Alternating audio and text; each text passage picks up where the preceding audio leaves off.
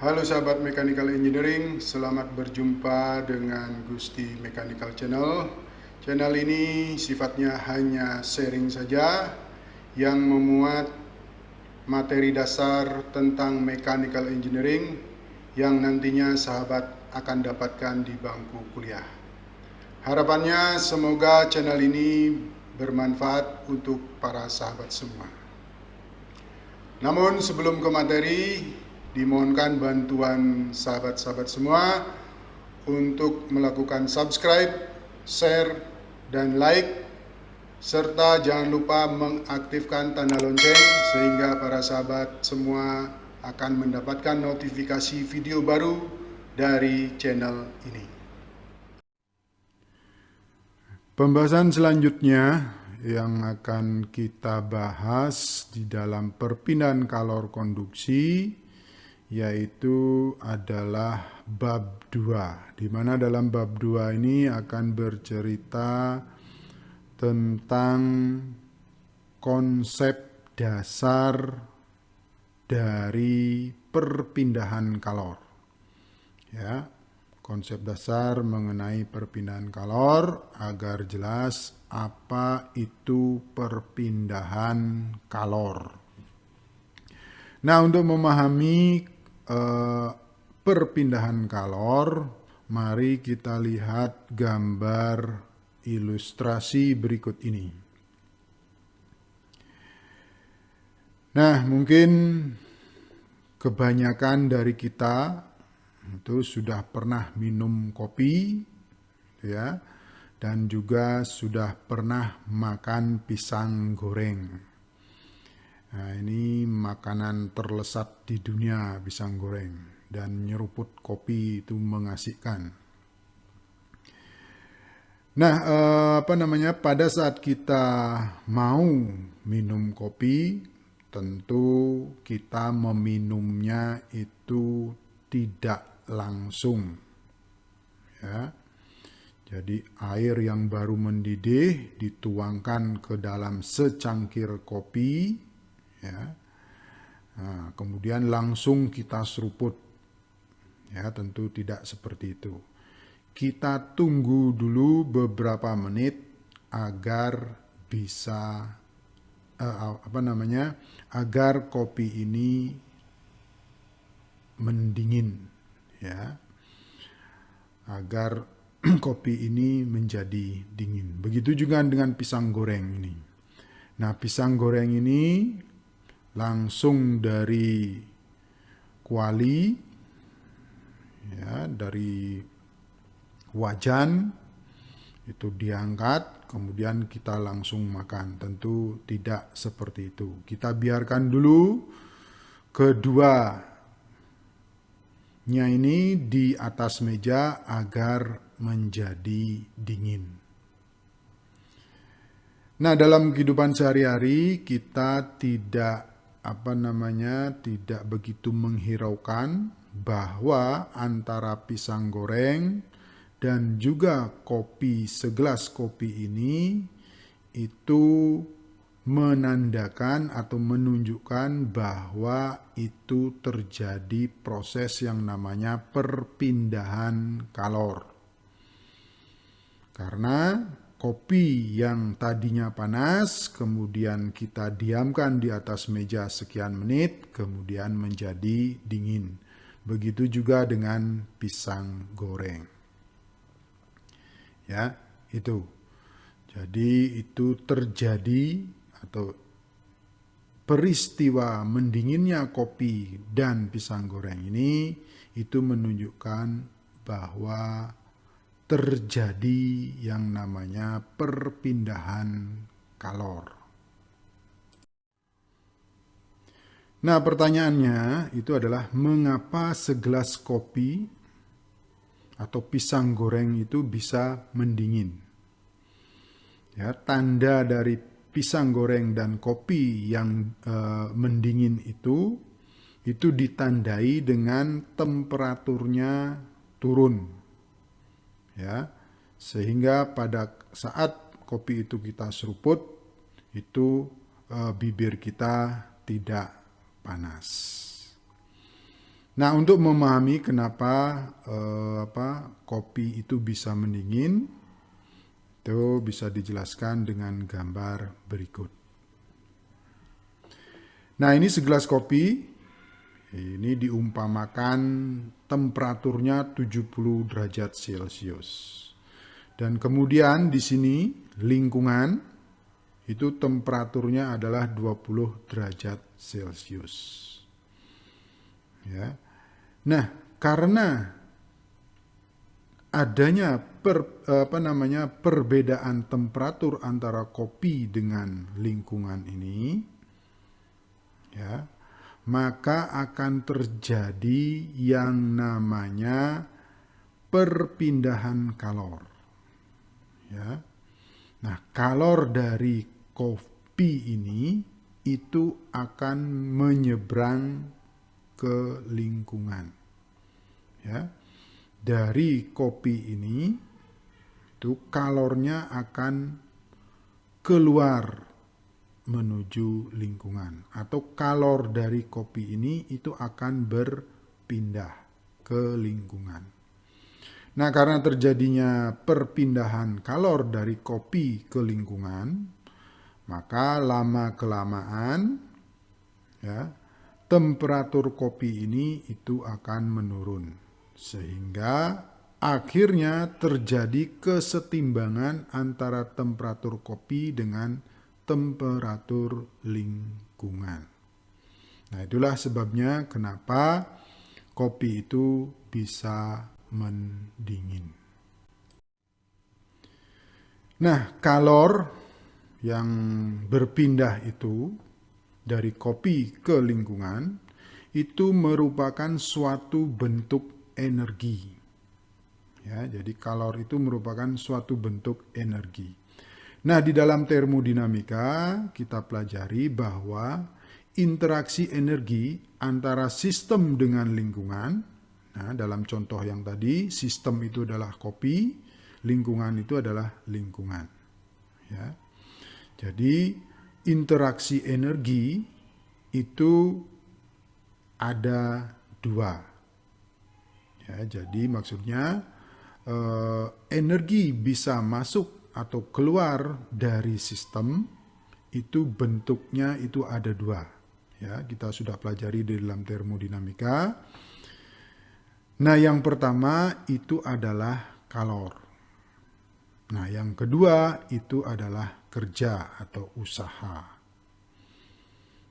Jadi ini dua bentuk energi yang bisa berinteraksi antara sistem dengan lingkungan. Ya, bisa berpindah dari lingkungan ke sistem atau dari sistem ke lingkungan. Sebaliknya, ya. Ini ada dua. Nah, proses-proses interaksi energi antara sistem dengan lingkungan, nah kita mengenal ada istilah yang namanya itu adalah proses adiabatis. Nah, apa itu proses adiabatis? Ya, itu adalah proses di mana tidak ada interaksi kalor. Ya, baik itu perpindahan dari sistem ke lingkungan maupun dari lingkungan ke sistem. Jadi proses adiabatis itu artinya, jadi suatu sistem mengalami proses adiabatis berarti tidak ada interaksi kalor. Ya, jadi itu. Kemudian istilah yang kedua itu adalah proses isolasi. Ya, proses isolasi. Nah, kalau proses isolasi ini kedua-duanya ini, kedua energi yang dapat berinteraksi antara sistem dengan lingkungan itu tidak ada. Nah, itulah yang disebut dengan proses isolasi. Artinya proses isolasi itu tidak ada interaksi energi antara sistem dengan lingkungan. Nah, sesuai dengan apa yang kita pelajari sekarang, yaitu heat transfer atau perpindahan kalor, maka timbul suatu pertanyaan, apa itu heat? Atau apa itu kalor? atau apa itu bahang.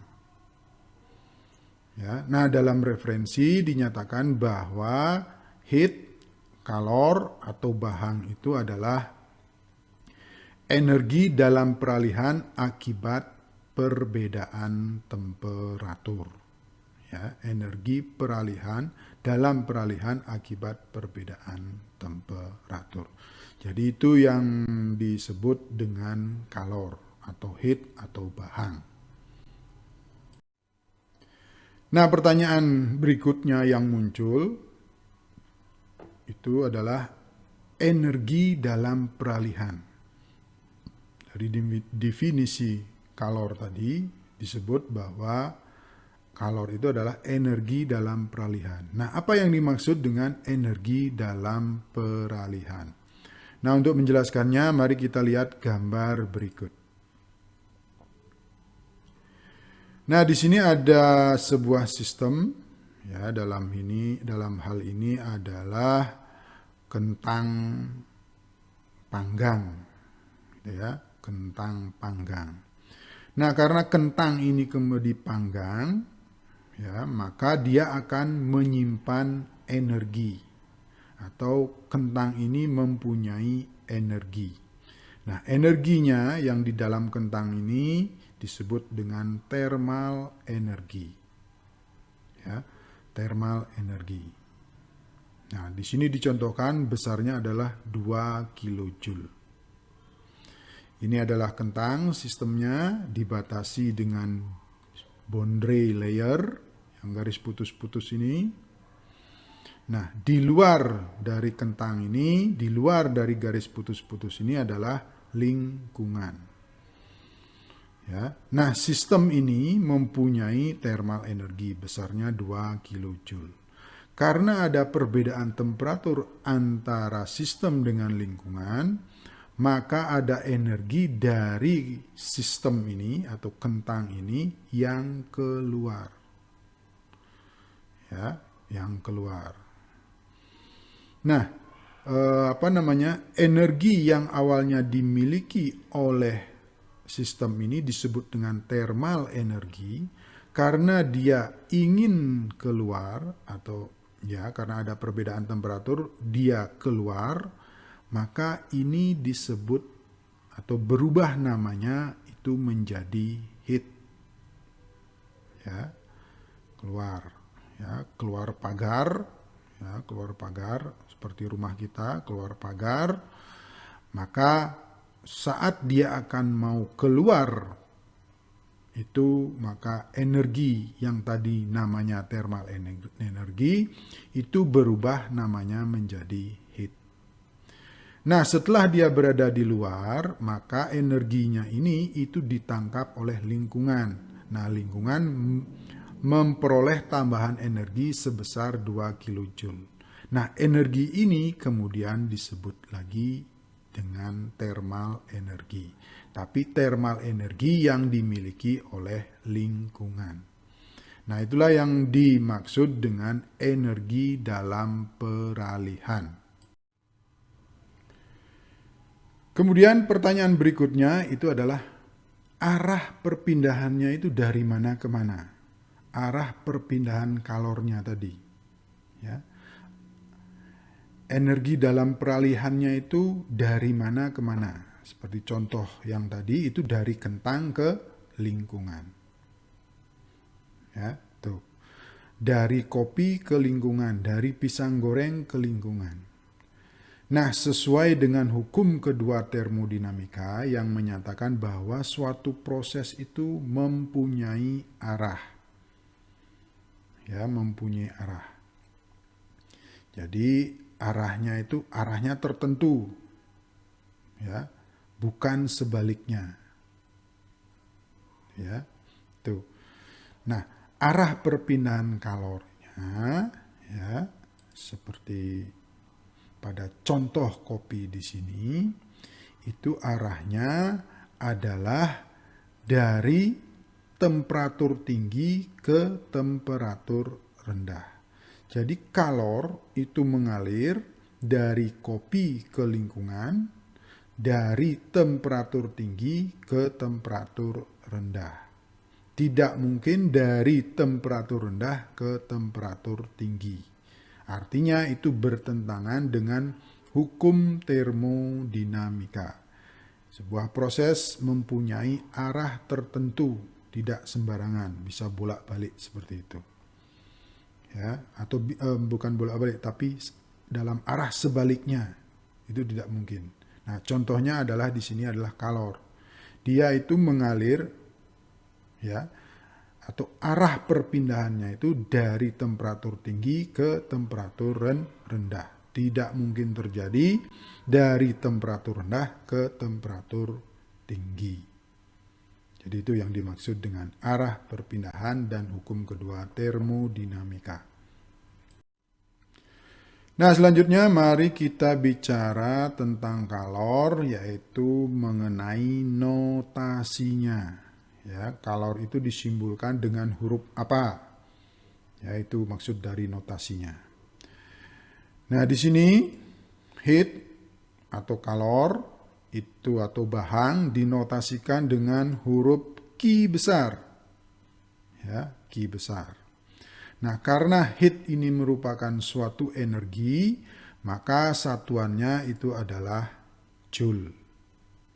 Ya, disingkat dengan huruf J besar. Ya, nah ini mestinya hurufnya ini kecil, ini J di sini. Ya, huruf ini adalah kecil di sini. Menurut aturan ini, kalau satuan ditulis dengan kata-kata seperti ini, J-nya huruf besar. Tapi kalau disingkat, maka J-nya menjadi huruf besar. Nah, kemudian selain besaran yang disebut dengan heat, kemudian ada juga heat persatuan massa. Ya, nanti Anda di dalam permasalahan perpindahan kalor nanti akan Anda menemukan istilah heat persatuan massa. Nah, itu dinotasikan dengan huruf Q kecil. Ya, persamaannya adalah Q kecil sama dengan Q besar dibagi dengan massa atau M. Ya, tentu satuannya adalah joule per kilogram. Besaran selanjutnya itu adalah laju kalor atau laju perpindahan kalor atau laju heat transfer. Nah, untuk laju heat transfer itu dinotasikan dengan huruf Q besar tetapi ada dotnya, ada titiknya di atas. Ya, di mana rumusnya adalah Q besar dot sama dengan Q besar dibagi dengan T kecil, waktu. Ya, waktu. Nah, sehingga satuannya itu adalah joule per detik atau sering disebut dengan watt. Ya, ini sekali lagi W-nya itu harus huruf kecil, tetapi kalau pakai inisial saja maka W-nya itu huruf besar. Ya, jadi itu. Nah, kemudian besaran yang lainnya yang nanti akan kita temukan dalam permasalahan perpindahan kalor yaitu heat flux atau kalor fluxnya, flux kalornya. Ya. Nah, itu dinotasikan dengan huruf Q kecil tetapi ada dotnya. Nah, persamaannya Q kecil dot sama dengan Q besar dot dibagi dengan A, luasan. Ya, luasan. Karena Q besar dot dibagi luasan, maka satuannya itu adalah watt per meter persegi. Nah, pertanyaan selanjutnya, bagaimana cara, dalam bahasa Inggrisnya itu modenya, ya, cara perpindahan kalor. Ya. Bagaimana kalor itu berpindah dari kopi ke lingkungan dan sebagainya. Ya. Tuh. Nah, cara-caranya itu disebutkan bahwa bisa terjadi secara konveksi, bisa terjadi secara konduksi, bisa terjadi secara radiasi. Nah, dalam gambar ini itu itu terlihat bahwa ada orang sedang memasak air. Nah, api ini itu sebagian besar itu terjadi perpindahan kalor secara radiasi. Ya, konveksi juga ada, tapi sebagian besar itu adalah radiasi. Nah, kemudian kalor yang dari api, ya, kemudian memberi panas ke air. Nah, perpindahan kalor yang terjadi dari api ke air itu adalah secara konveksi. Ya. Nah, kemudian panas api ini juga memanaskan tangkainya. Ya, lama-kelamaan tangan kita akan kepanasan. Nah, perpindahan kalor dari tangkai, ujung tangkai atau pangkal tangkai ke ujung tangkai itu terjadi perpindahan kalor secara konduksi. Nah, untuk jelasnya antara konveksi, konduksi, dan radiasi, bagaimana proses itu terjadi atau cara perpindahan kalor itu terjadi akan dibahas pada video selanjutnya. Demikian pembahasan materi untuk kali ini. Jika para sahabat ada komentar, pertanyaan, saran atau ide, silakan ditulis di kolom komentar di bawah. Diucapkan terima kasih banyak untuk sahabat semua. Sampai bertemu kembali pada video selanjutnya.